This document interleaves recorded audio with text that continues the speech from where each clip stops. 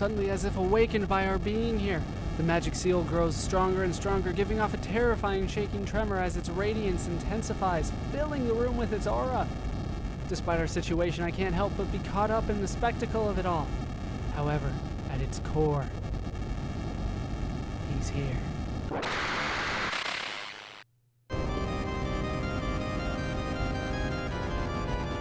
Lynx. Kid's tone is as though she's speaking the name of death itself. This man, no, this thing. Viper Manor's deadly master, the originator of all this torment.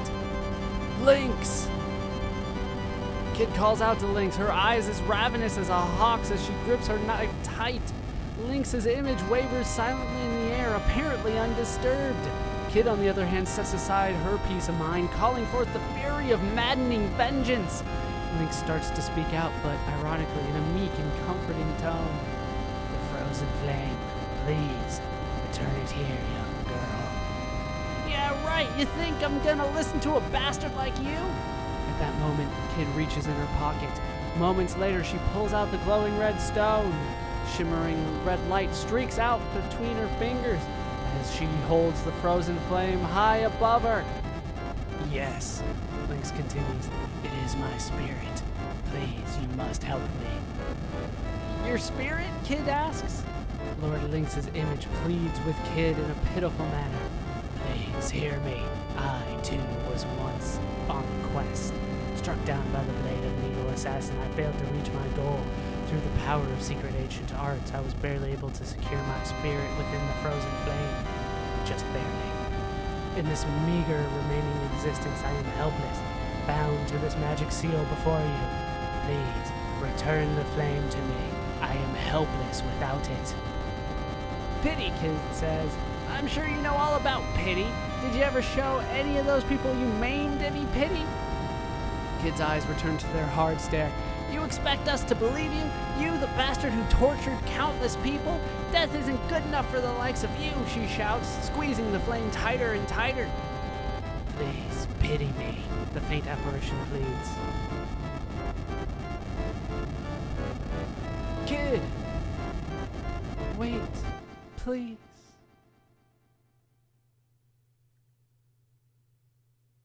Kid suddenly stops dead in her tracks, hearing that voice. It wasn't Lynx's voice. Ah, you! Oh, this is Lynx shouting? Ah, you! No! Lynx shouts out. I'll get the name right eventually. Lynx's apparition bends and contorts, blurring like a sweltering heat. Until... Yeah, I figured it was going to be her that came back. Another figure starts to overlap his image. It's that girl. She's fighting to come through, wrestling with Lynx.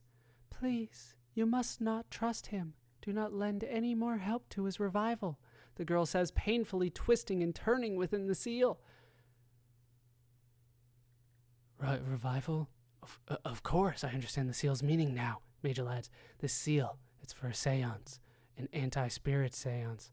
By consuming others' spirits, Lynx breaks the seal by which he is kept from returning to the physical world, bit by bit. Consuming other spirits. It all makes sense now. Majel says, the flame, put right out in the open, was meant for us to take. It all points to this being one huge trap. Yeah, that wasn't necessarily easy, but we got it.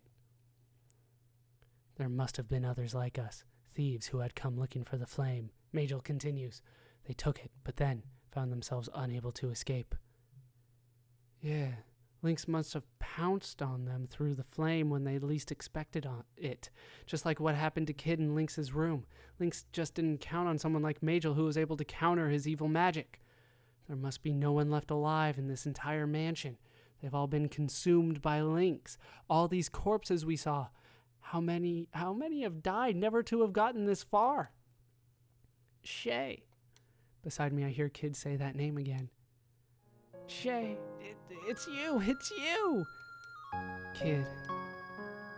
I've never heard Kid's voice take on such a soft tone. No, I wouldn't call it soft. It's more of the kind of tone a child clings to her mother with. Now I remember, one of the sisters at the temple where Kid was raised was named Shay, if I'm not mistaken. Shay, it's me, Kid! Yes, my kid, my precious little kid. What a fantastic woman you've grown into. Get out of my mind, Lynx shouts out from inside the seal. He forces his face through Shay's belly as they begin to painfully wrestle with each other once again. Kid, Shay continues, painfully overcoming Lynx. Thank you for remembering me. However, I cannot return with you. Please hear me. The frozen flame must be destroyed. It is through this that Lynx is able to slowly resurrect himself. Please, destroy it and save yourselves. I will restrain Lynx in the meantime. But no! You can't! Come back! Come back with me! Kid, just as headstrong as ever, Shay says with a wide smile across her face. I must fall with Lynx. I am bound to this fate. You see, I am burdened with this crime. My father's blood runs just as thickly through my veins. Father? Sensing his own impending death, Lynx made preparations for a revival before he was slain, Shay says painfully, barely able to restrain Lynx's mortal hatred. This anti-spirit seance he prepared was designed to feed off other spirits in exchange for adding to his own rejuvenation. Shay's eyes take on a somber glow. To invoke the seance, he needed a blood relative to consume first. Yes, kid, I was born unto him illegitimately. I am his daughter. Kid's face turns to that of utter shock hearing this. The moment that dragoon slew Lynx, I felt my spirit being sucked into this spot, consumed within his seance. But he did not stop there. All my people met the same fate. Not even this was enough, however. He continues to greedily lure unsuspecting visitors of Viper Manor to this very day, hoping to consume more and more spirits so that he may one day cross back over. This insidious crime, it must be stopped, she concludes. Mortified, Kid is unable to say a word. Thank you for hearing me. The truth is known, finally. Now please, save yourself, my precious little kid. Kid takes a deep breath, staring at the shiny jewel she's been seeking for so long.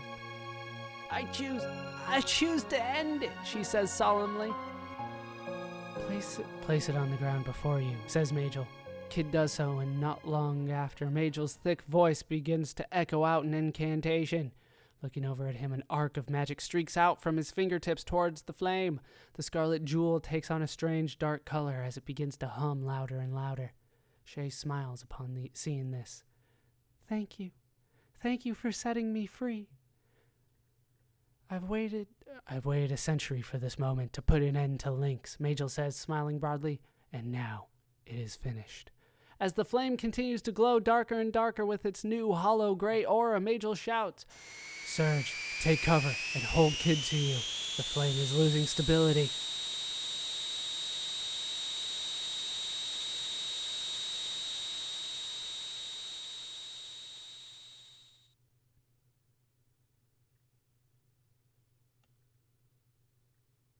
I can't remember what happened next very clearly.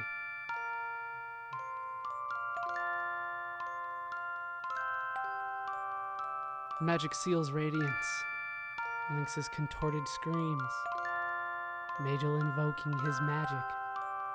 Shay's comforting smile. And a tear rolling down Kid's cheek.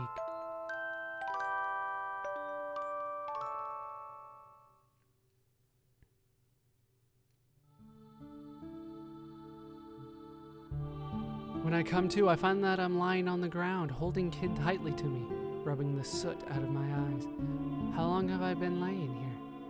Our clothes have been tattered, and our bodies have sustained more than their fair share of bruises, but we're all right. Looks like Majel was thrown over to the opposite side of the room. He lays there silently, exhausted of all energy, fast asleep.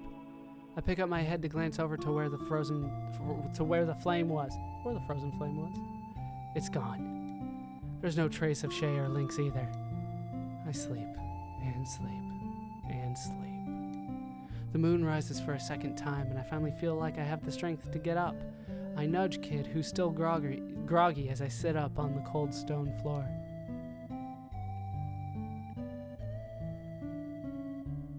All this and... Oh, this is still me? All this, and what do we have to show for it? Nothing, I think to myself remorsefully. But then I glance at Kid and realize that's not entirely true. Walking through the forest wilderness, I look back over my shoulder to the towering mansion one last time. Finally, Viper Manor is at peace.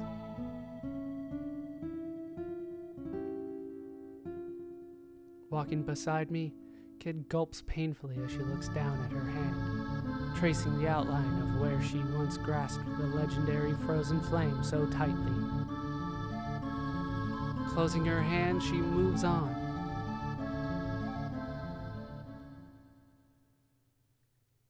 Not like into the sunset or anything. And that is scenario number 5. That was an interesting one. I had not seen that one before. And so the curtain closes on another tale. However, another time, after the spotlight had faded from Kid, Majel, and Shay, once again Serge is not important for this. That was an interesting one. I do have to say that I really did enjoy it. I thought that there was definitely some good stuff to it. There were certain parts that remind me of the fall of the House of Usher, with, you know, like the house kind of starting to like crumble and that kind of stuff, or at least contort, I should say. It wasn't actually crumbling. There are definitely some things here that in this scenario that I recognized, and I think are not necessarily brought forward, but are inspirations for, you know, the next game. But there were definitely some other things that were not. So it's hard to say what exactly influenced people to bring it forward to Chrono Cross and how it applies to Chrono Trigger. If I'm being purely honest, I don't think any of these bonus scenarios apply to Chrono Trigger at all.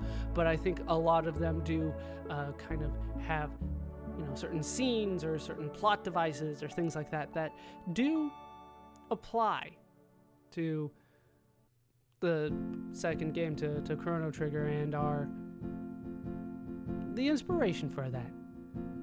But with that done, that is going to do it for this scenario. So I'll meet you after the credits. And that is scenario number 5, Homecoming Shay's Light. Now, when we come back, we will be taking on scenario number 6, even though it is definitely the longer one to get started of the remaining 2. Although there's also some bonus stuff that I definitely want to show off if I can. Scenario number 6 actually takes a little bit of time for me to do, so I'm going to go ahead and meet you a ways in. I will let you know now, and I'll remind you in the next video that in order to get scenario number 6 started, you essentially fall asleep, and then you follow Kid. Never again will be falling asleep and then following the light. It's always fall asleep, follow Kid from this point forward. But then we actually want to keep doing things as if it was still scenario number 1 for always, and instead of going through all that again, I'll meet you at the branching spot and remind you how to get there. But with that done, that is going to do it for these parts of Radical Dreamers. I've been Baller Scuba. I've been joined as always by kind of a nice story this time. I did enjoy it. Hope you guys have enjoyed these parts. Hope you laughed. Hope you learned. Hope to see you next time. Thanks for watching.